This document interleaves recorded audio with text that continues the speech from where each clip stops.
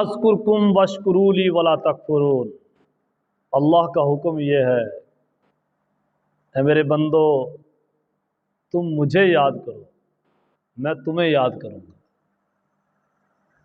میرا شکر ادا کرو، کفر کے رستے پہ نہ چلو۔ اللہ تعالیٰ کفر اور ناشکرے بندے کو، کفر کرنے والے اور ناشکری کرنے والے کو ہرگز پسند نہیں کرتا۔ ان اللہ مع الصابرین، بے شک اللہ صبر کرنے والوں کے ساتھ ہے۔ جو انسان اللہ کی بندگی کرتا ہے، اللہ پر مکمل بھروسہ رکھتا ہے، گلہ نہیں کرتا، شکوہ نہیں کرتا، اپنی بیماری کا گلہ، اپنے غربت کا گلہ شکوہ، اور اپنے بچوں کی نافرمانیوں کا رونا پیٹنا، اپنے خامند کی نافرمانیوں کا، اپنے خامند کی لڑائی جھگڑے کا، اور گھر کی ناچاکیوں کا رونا دھونا، یہ جو اللہ کی طرف سے آزمائشیں آتی ہیں، ان پر انسان کو تنگ دل نہیں ہونا چاہیے، خوش رہنا چاہیے۔ اگر کوئی اچانک مصیبت آ جائے، پریشانی آ جائے، بجائے لوگوں کے آگے ہاتھ پھیلانے کے، لوگوں سے تنگ دستی کے رونے سے، لاکھ کروڑ درجے بہتر ہے کہ جو تیرا وفادار ہے، جس نے تجھے بنایا، جس نے تجھے کل اٹھانا ہے قیامت کے دن، جس نے تیرے سے حساب لینا، جو تجھے ماؤں سے بڑھ کے پالتا ہے، جس کی ماں نہیں ہوتی اس کی بھی پرورش کرتا ہے، جس کا باپ بھی فوت ہو جاتا ہے اس کی بھی وہ پرورش کرتا ہے،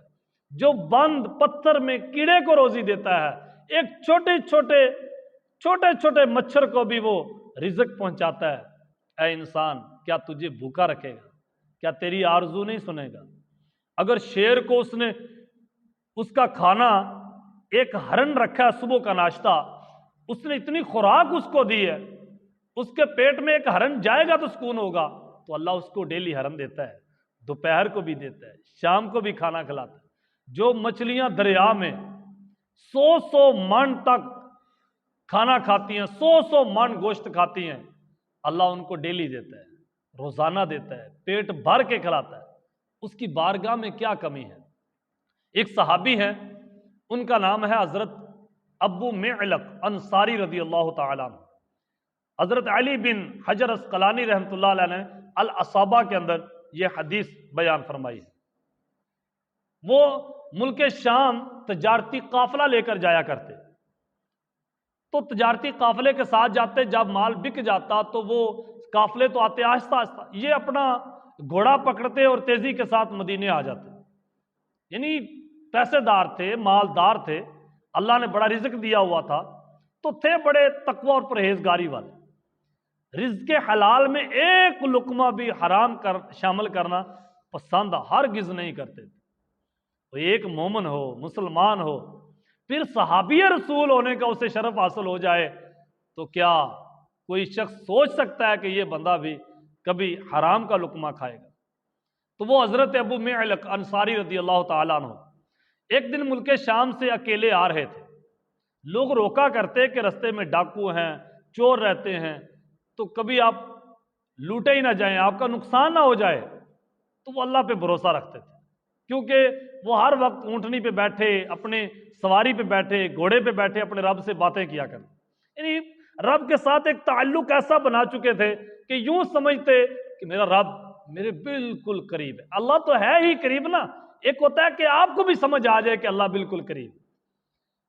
جب سمجھ آ جائے تو پھر اللہ سے انسان باتیں کرتا ہے۔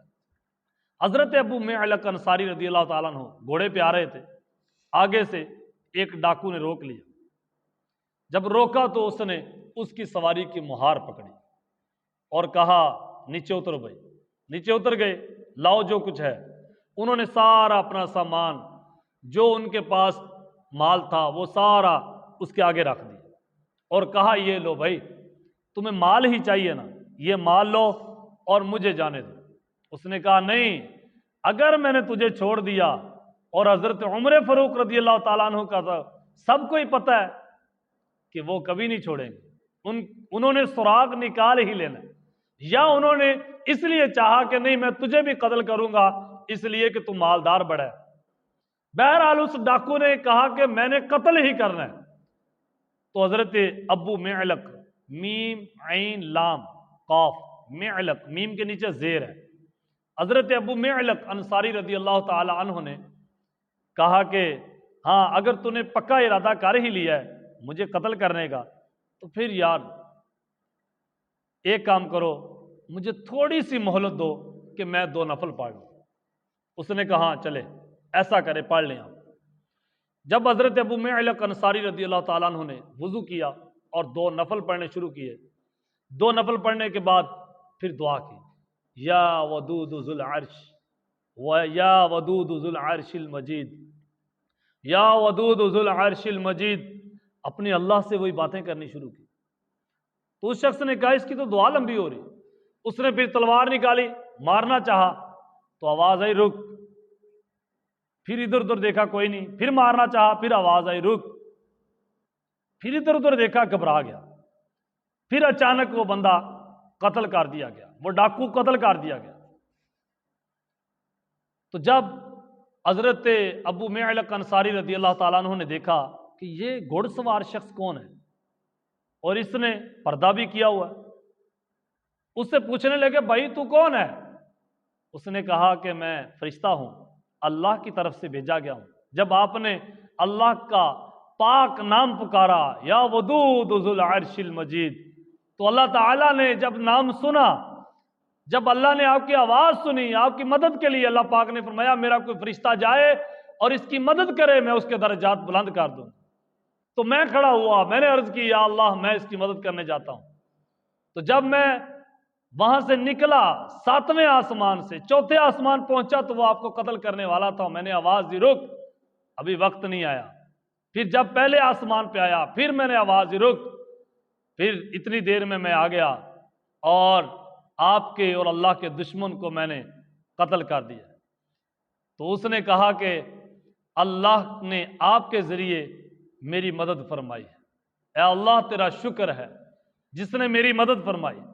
اچھا اس نے یہ بولا کہ اللہ نے آپ کے ذریعے میری مدد فرمائی، کیا بات ہے! ہر وقت اللہ کو پکارنا، اللہ کو یاد رکھنا، اللہ سے محبت اتنی رکھنی، اتنی قربت رکھنی کہ یوں سمجھو کہ اتنی جلدی بندہ ماں کو نہیں پکارتا، باپ سامنے بھی ہو تو اس کو نہیں پکار رہا، اس لیے کہ اس کا عقیدہ اتنا پختہ ہے کہ اتنی جلدی نہ میری ماں مدد کر سکتی ہے نہ میرا باپ مدد کر سکتا ہے جتنی جلدی میرا اللہ میری مدد کر سکتا ہے۔ ہاں انسان کا اس کو پکارنا یہ عبادت ہے، یہ عبادت ہے۔ انسان کا کام ہے بندگی کرتا رہے، عبادت کرتا رہے، وہ مالک کا کام ہے وہ فی الوقت اس کی مدد کرے یا دیر سے کرے یا اس کو ویسے اجر سے ہی نواز دے۔ اس لیے اے میرے دوستو جب یہ صحابہ نے بات سنی تو انہوں نے اپنے بچوں کو جا کر کہا کہ اے میرے بچوں یاد رکھنا ہم کوئی بھی آپ کا اتنا خیال نہیں رکھ سکتے جتنا آپ کا خیال آپ کا اللہ رکھتا ہے۔ اللہ پر بھروسہ رکھیں، اللہ پر یقین رکھیں۔ اس لیے میرے دوستو آپ پریشان نہ ہوا کریں، جیسے بھی حالات ہوں بس آپ حق کا ساتھ دیں۔ مطلب آپ جب گھر میں ہوں باہر ہوں، شرط یہ ہے کہ آپ حرام کا لقمہ نہ کھائیں، رشوت، سود، ایسے کوئی بھی ناجائز کسی کو کہہ کر کوئی مجھے کھانا کھلاؤ بھائی، کھانا کھلاؤ، مجھے دعوت کھلاؤ بھائی، آپ نے فلاں چیز نہیں لے لی، نہ کسی کو تنگ کر کے کھانا کھانا یہ جائز نہیں ہوتا، کسی کو پریشان کر کے کوئی چیز کھانا یہ جائز نہیں ہوتا۔ اس لیے مذاق میں بھی حرام کا لقمہ ہرگز منہ میں نہ ڈالیں، لقمہ حلال کھائیں،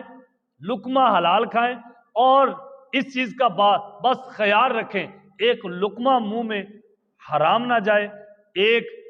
کسی پر ظلم و زیادتی نہ ہو، کسی ناحق بندے کا ساتھ نہ دیا جائے۔ گھر میں ہوں بیوی کی اور اگر اماں کی لڑائی ہو جائے تو آپ نے انصاف کرنا،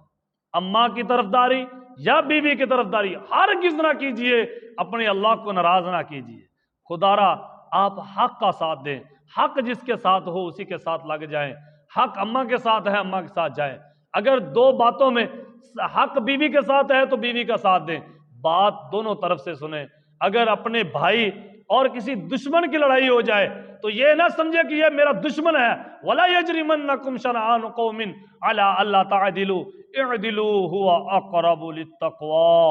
اے لوگو کہیں کسی قوم کی دشمنی تمہیں اللہ سے دور نہ کر، کہیں تجھے کسی قوم کی محبت بھائیوں کی، بیٹوں کی، اپنے رشتہ داروں کی کہیں محبت تجھے عدل سے دور نہ کر دے۔ اگر ایک دشمن اور بھائی کی لڑائی ہو جائے، آپ یہ نہ دیکھیں یہ میرا بھائی ہے، یہ میرا دشمن ہے، آپ یہ دیکھیں کہ حق کس کے ساتھ ہے۔ اس کے سامنے آپ وہ نبی پاک کی بات رکھیں۔ حضور علیہ السلام کی بارگاہ میں ایک یہودی اور مسلمان فیصلہ کروانے آئے۔ ایک کلمہ پڑھنے والا ہے، ایک کلمے کی انکاری کرنے والا ہے، ایک کافر ہے، ایک مسلمان ہے، ایک اپنے ہے، ایک بیگانہ ہے، ایک سجن ہے، ایک دشمن ہے۔ پھر بھی السلام نے جب کی بات سنی، حضور علیہ السلام نے کہ حق پر یہودی ہے، اس بات میں پر یہودی ہے، نبی صلی اللہ علیہ وسلم نے فرمایا یہ حق یہودی کا بنتا ہے، مسلمان یہ حق تیرا نہیں، حق کسی کی اپنے فیصلوں کو رکھیں۔ آپ دور بھی ہیں تو طرف ہو جائیں، انشاءاللہ آپ ہر وقت اپنے کو ساتھ مددگار آئیں گے۔ اللہ تعالی ہمارا حامی ناصر ہو۔